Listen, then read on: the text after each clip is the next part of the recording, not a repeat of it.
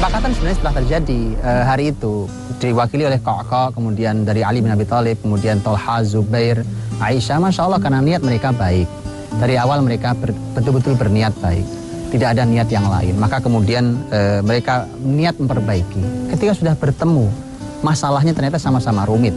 Dari kelompok Thalha, Zubair, Aisyah, ternyata mereka bukan saja berhadapan dengan pemberontak, tapi berhadapan dengan sukunya si pemberontak yang lebih besar pasukannya. Kemudian di dalam pasukan Ali pun terdapat para pemberontak itu. Sama keadaannya, sulitnya.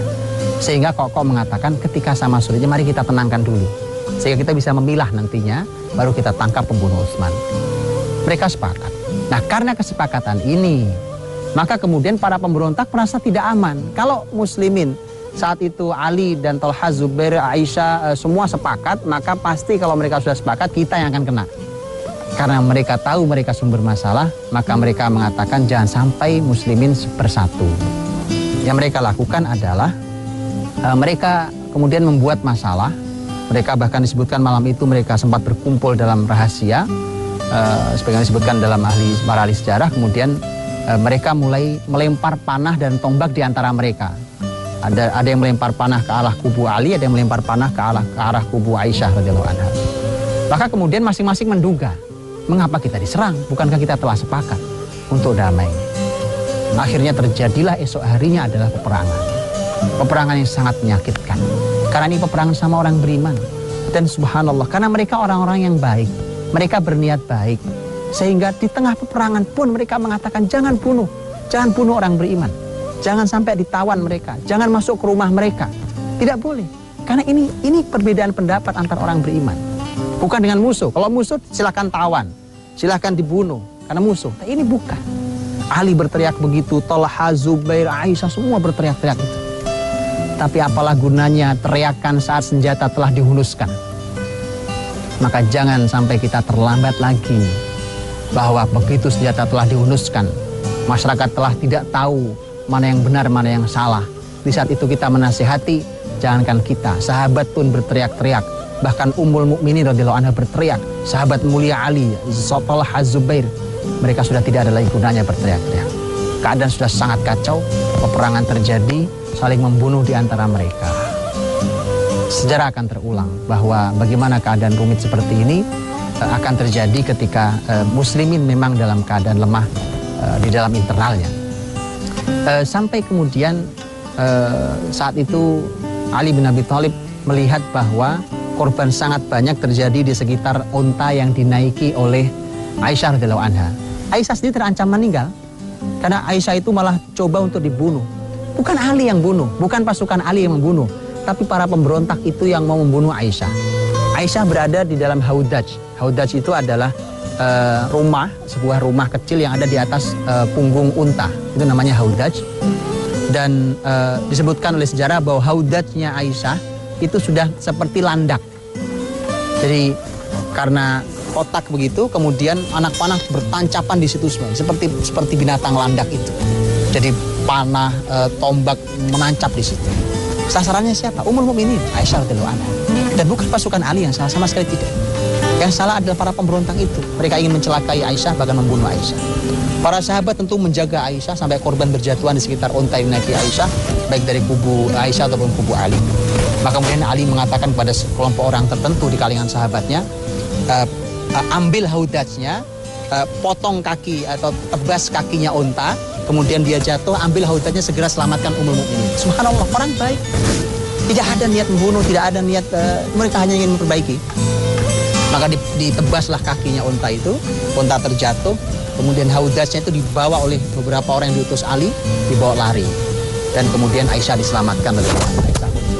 Ada peristiwa-peristiwa yang semakin menguatkan bahwa sebenarnya tidak ada masalah dengan mereka, tidak ada ingin saling membunuh di antara mereka.